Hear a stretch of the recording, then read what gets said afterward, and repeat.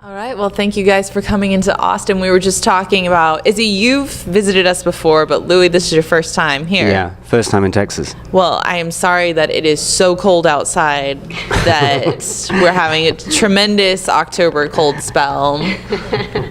And this is probably summer weather for you guys. Beyond summer. Yeah. This is better than warm summer. I've only visited Wales one time. You guys are native to Wales, yes? Mm-hmm. Yeah. Now, are you still based there? Or are you in England now? No, we both live in London. currently. Nice. Yeah. Yeah. But our parents still live in Wales, so we do go back a lot.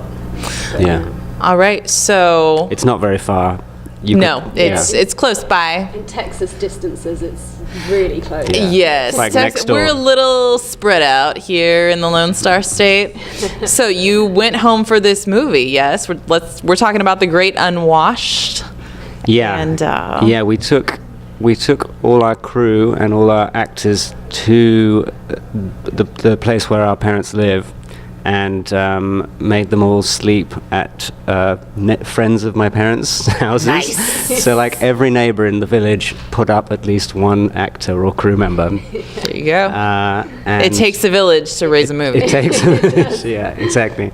It does. It was great. We had neighbors bringing up like food and like making dishes. We had one of our neighbors is a tree surgeon, and he like came and helped us like pick a tree, because we at one point in the movie we dangle several people from a tree, Yes. which we didn't tell them before, thinking that it was no biggie, but I mean, that's- I think it kind of is for someone who's maybe a bit scared of heights. But he came and helped us like pick out the strong tree to dangle someone from. So that was everything was helpful. on your parents' farm, or neighbors just kind of gave you free pass for? Yeah. Was there a war to get the land for this movie? Is what I need to know. Did you get evicted at some point? We didn't know. Everyone's pretty relaxed about walking Awesome. across each other's fields around there. Yeah. So yeah, we had free reign of the whole area. Yeah. So I think you were the first brother-sister team that I have ever interviewed, actually. I've interviewed some husband-wife teams. I've interviewed a couple sets of twin brothers, actually, but you were the first brother-sister set. So you both... There's probably a reason for that. I was like, it must have gone okay because you both came here. I was like, you're still speaking, I guess. Whereas, my siblings and I are still mad at each other from when we tried to paint a wall 10 years ago. Yeah, someone we were staying with last night, was it last night or the night before, said to us, so your siblings traveling together, how's that going? Nice. in like a they've had a bad experience kind of way. Well, I mean, you both had lots of arts experience, but kind of in different realms. Louis, you were more the live, the comedy circuit, Yeah. and Izzy, you were doing more TV, right? Yeah, that's right. Yeah, I do a lot of factual TV, like documentaries and things, and kind of in the last sort of 3 years, I've moved into a bit more scripted stuff. So yeah, but that's kind of my background is TV and factual TV originally. But yeah, Louis, you can tell your story. I've just been doing funny stuff basically for the last 8 years or so, 9 years. Oh, you think it's funny? I think it's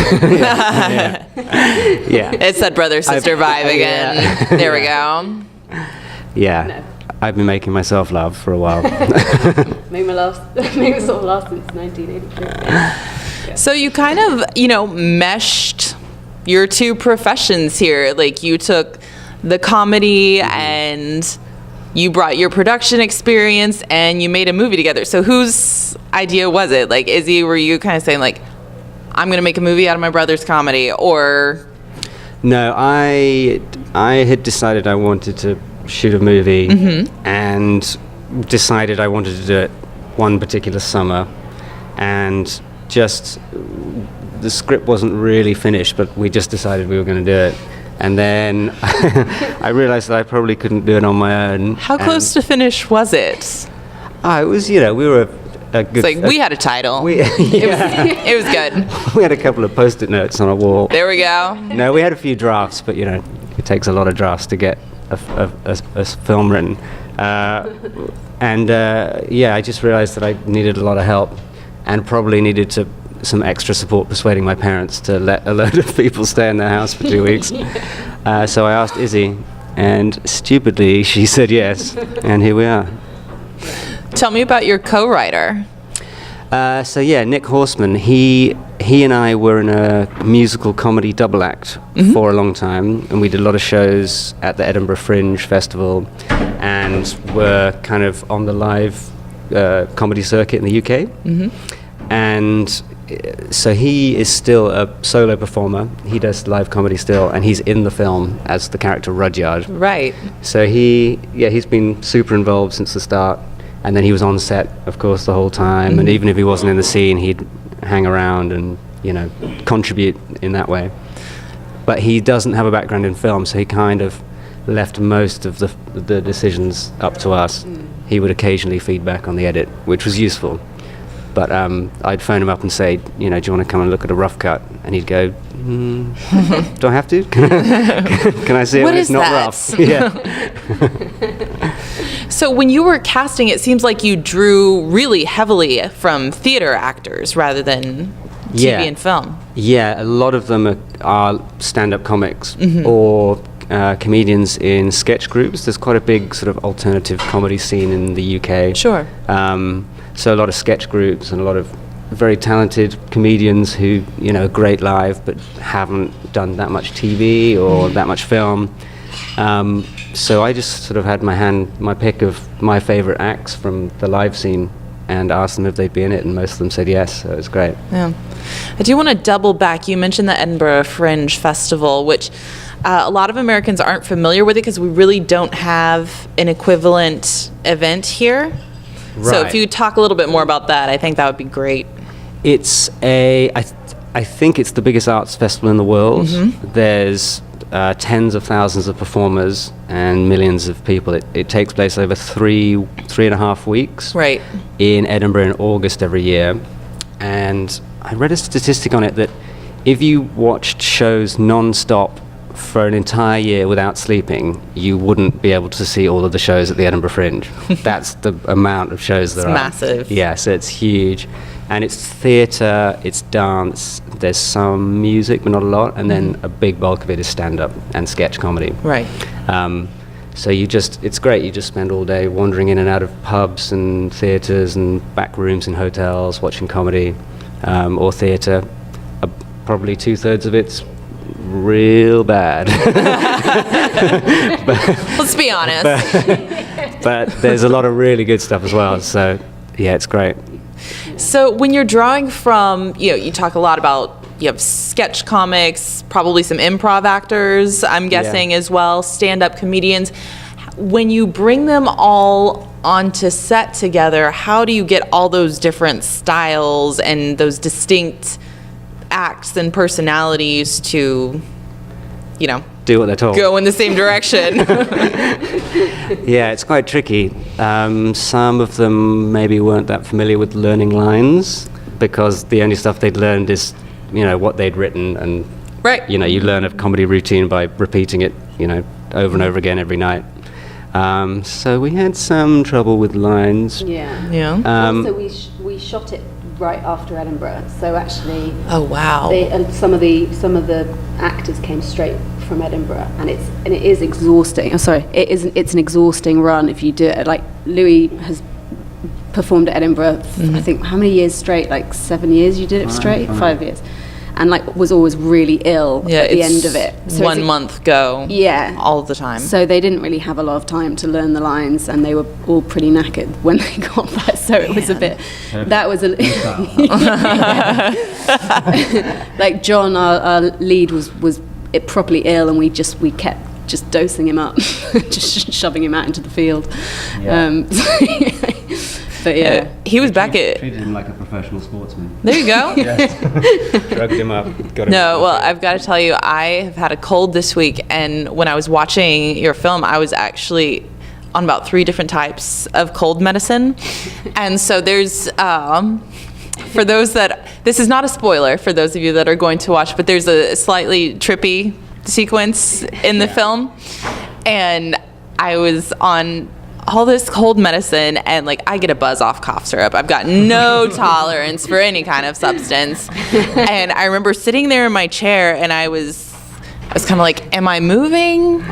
or is he moving? And at one point I was just kind of like, this film is so serious. It's very serious drama. Because I was just in my brain, that was how I was processing everything at that time. I was like, I don't know how this guy is going to get out of this. This is a real problem here. Oh, So we should hand that out before the screening. yeah, you could just package it, you know, when the DVDs come out. Here's your DayQuil. Here's your DVD.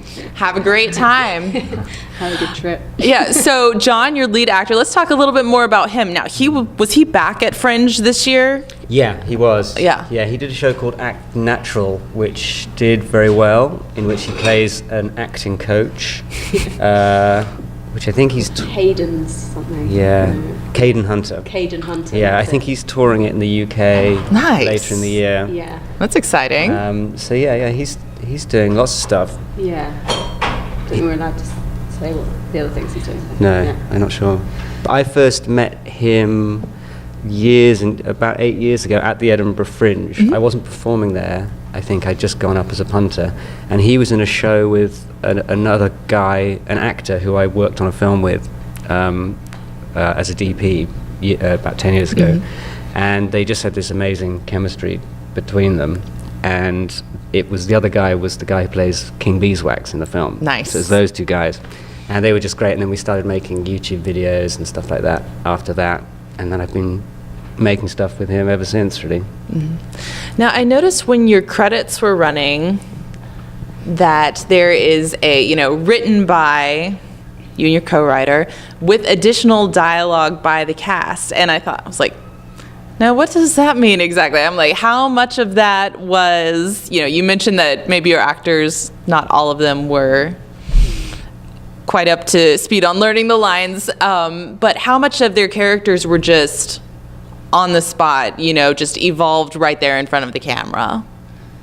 Their characters, not a huge amount. They were kind of quite set, but the dialogue, we'd usually try and film it as it was written, and then we would sort of maybe mix it up a bit afterwards. We also rehearsed before we shot, which I'm told is quite unusual for films. All of our actors were quite pleased to be rehearsing, and we rehearsed as it was written on the script, and then through rehearsal we kind of tweaked the script, changed some lines.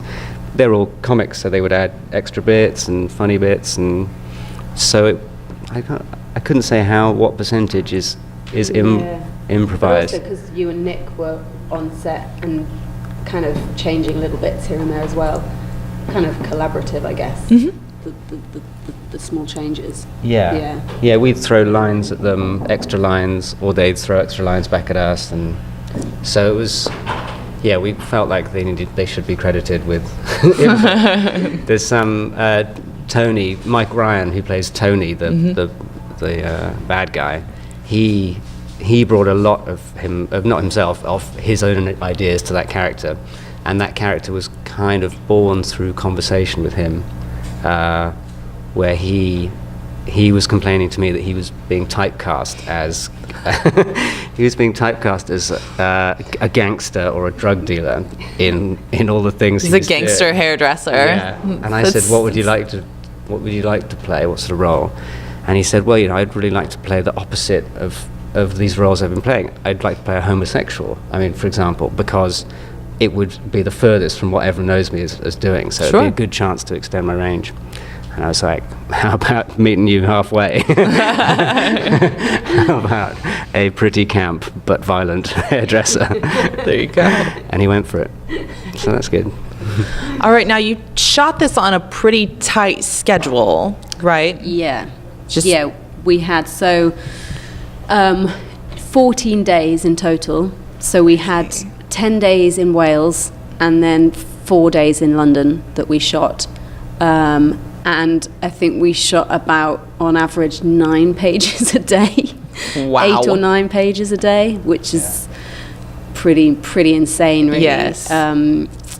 It was, yeah. But I assume, your experience as a TV producer, that's where it really came very important, because you're used to, okay, we've got a very tight schedule, we have to push this through, we can't wait on Yeah. No, I mean, everything I do it's always crazy hours. So yeah, kind of used to that.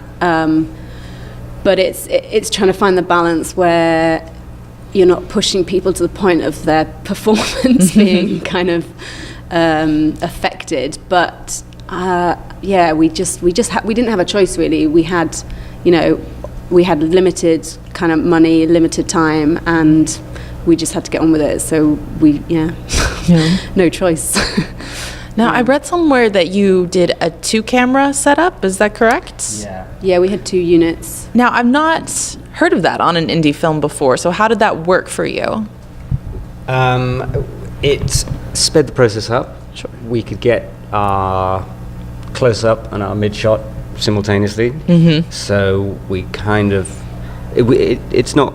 You don't quite half the speed you're shooting at, but especially in comedy, I found that the way that the actors are playing off each other is where the comedy is made. Right, the timing and the little... The timing, the subtleties, and so having 2 cameras rolling on both characters, if it's a 2-person conversation, gives you a lot more...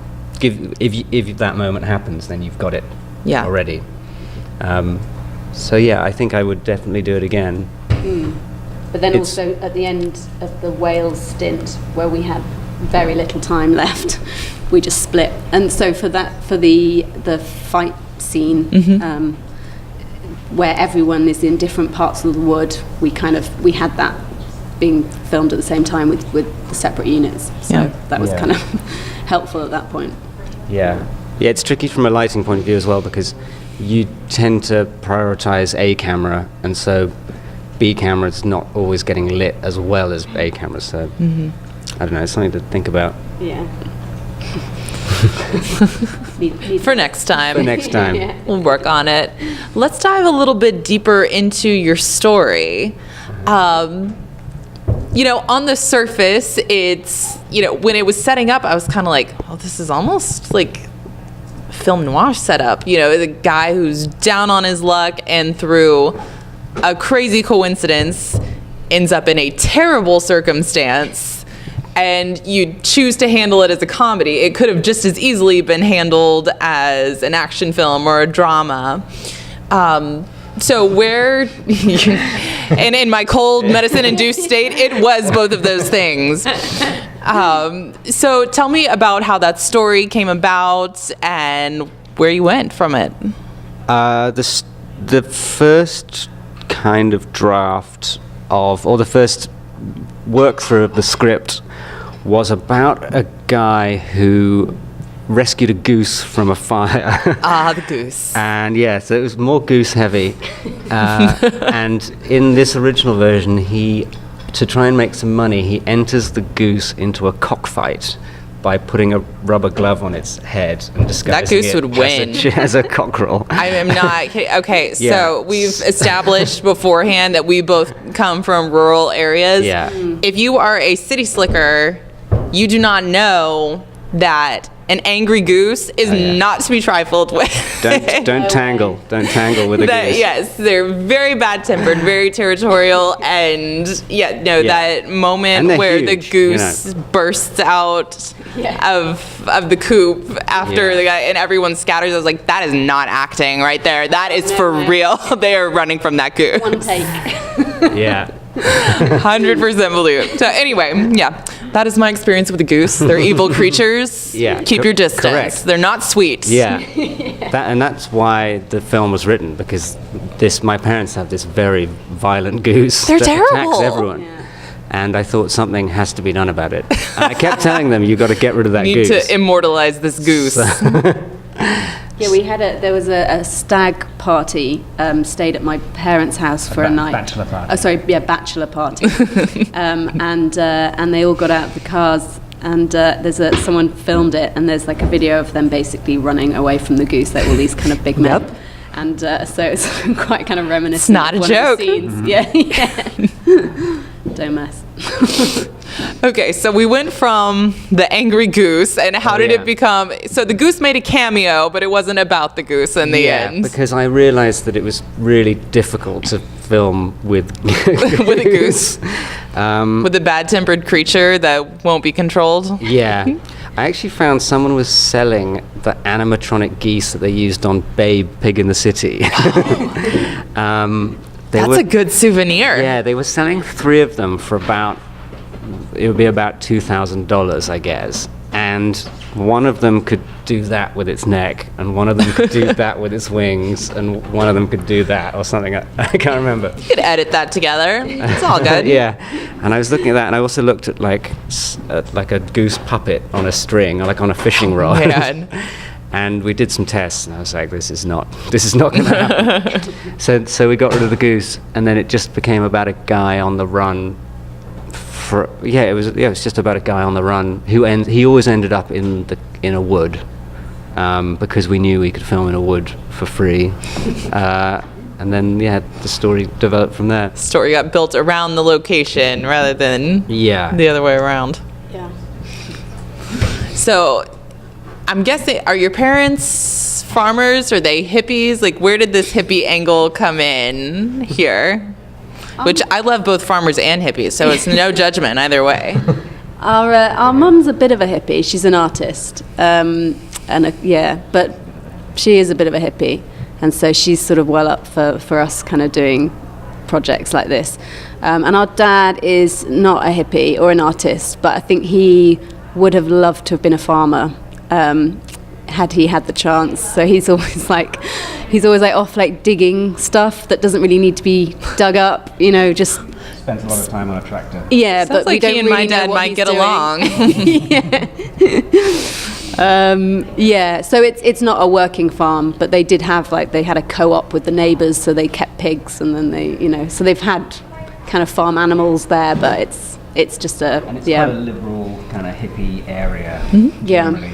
There's quite a lot of hippie stuff going on. Yeah. And actually near Cardiff, the Welsh capital, there's like a well-known hippie camp where a lot of people live, and they have solstice parties and that sort of stuff.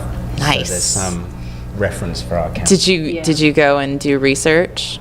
Yes, a number of years earlier. When I was at university, I did some research there,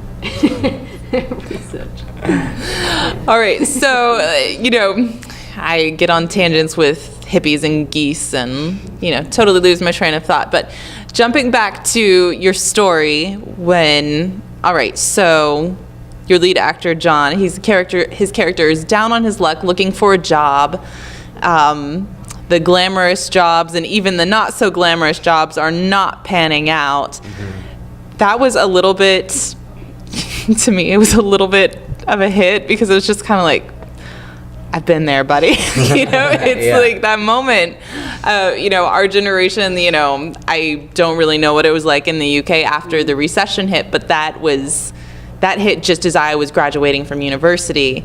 And so everything that my classmates and I had expected, it was just kind of, just everything tanked. And so many of us did end up on that, I guess I can always go home. Yeah, exactly. Things turn out very differently. Yeah, and applying for jobs you had no interest in, because Yeah. there are Absolutely. no jobs around. Yes. Yeah. And they're the worst ones to get rejected from, because you didn't even want them in the first place. Been there. Won't say how often, but I've been there.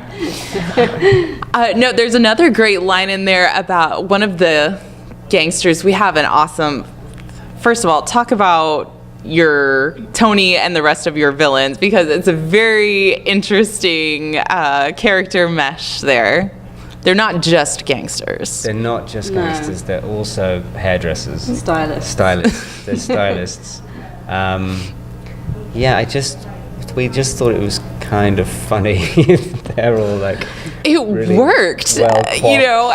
combed guys who... The bit at the beginning, it's like, we're going to transport some product. I was like, that is so realistic. That could really happen. I was like, that's a really great idea, actually. Or maybe it's a terrible idea. I don't want to give anyone any, gangster aspirations. You see these barbershops, with no one in them ever. Yeah. It's true. Open just all think- night as well. You Yes. think, how are they doing business? They How got are creepy still like red open? lights in the back and Yeah. stuff. Yeah. There's something more to that Yeah. industry. Somehow those are staying open. Yeah. Yeah.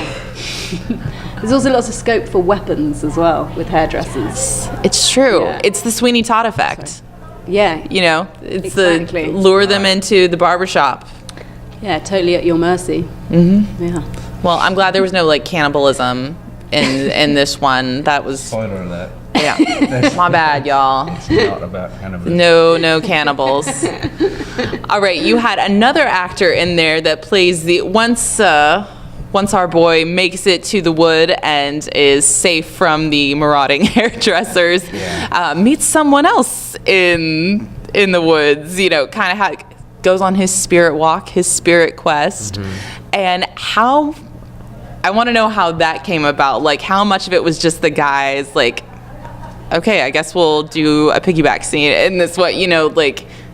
Yeah, we ran the camera for about 15 minutes, and they just went crazy. The piggyback was a separate scene, but we did one shot where that the majority of that sequence is just from one take, Oh man. where our camera operator just chased them around the wood as they went mad. Just do it. And it was a really exhausting thing, wasn't it? They were just charging around. Yeah. My first cut of that sequence was like 12 minutes long. Oh man. And everyone, I showed the cut to Nick, who's the co-writer, and his big feedback was, you've got to make that trip sequence shorter. So I cut it down to about 10 and a half minutes. It's shorter. Showed it to him It's again. true. He's like, less of that. But actually, they had met they did a course together, like an improv course, Oh really? about 5 years before that, and then haven't seen each other since. So then it was quite strange that they then that was the first thing they were doing together, was this like basically improvised kind of trip sequence. That's kind of perfect though. Yeah. When you're in an improv class, you really get to trust the people around you. Ideally, in an ideal situation, you get to trust the people around you, and that gives you the freedom to do these crazy, silly, off the wall things. Yeah. Yeah, it was fun. They were exhausted. I was sitting, you've got to shout cut at some point, but I was just so enjoying watching them. I was like, Keep going, guys. It's all good. I could watch this for all afternoon, maybe. Bring me some tea, would you? Yeah, we'll just sit here. All right, well, oh yeah, distribution news. Is there anything you guys want to share? Not currently. Staying on the festival circuit for now, yeah? Yeah, we're kind of, I guess we're talking to people, so we'll hopefully kind of make some decisions on that at the end of our festival run. That's kind of where we are at the moment. And to close with, you guys have already established you're still friends. You haven't, filed papers to dissolve your siblinghood or anything like Is that. that possible? I don't know, but I'll bet someone will come up with it at some point. Any chance you will work together again? Or any plans to? I would say. Not a chance. Really? Absolutely not. No, we are. Louis got another script kind of in the making at the moment, and we might bring in some buffers, but we we will. What are your next projects? Your individual projects? So, well, actually, I've just made a short film, which Louis is editing for me, which is a comedy as well, and then and I've got a feature script that I'm developing at the moment that I'm hoping to shoot next year. or With the year Nick after. Horseman? With Nick Horseman again, another comedy. Awesome. It's about. It's got Post-it notes on the wall. We got it. We got a script. So we're pretty much ready. We're ready to go. It's about a war between rival ice cream vendors in a small Welsh seaside town. I can see it. You dig it? I can dig it. Good. I love it. Well, thank you guys so much for coming in. Again, sorry for the terribly cold weather outside. I wish you could see us in more accepted. seasonable conditions, but hope you guys have a lot of fun and hope to see you again in Austin. Thank you. Thanks so Thank much. you.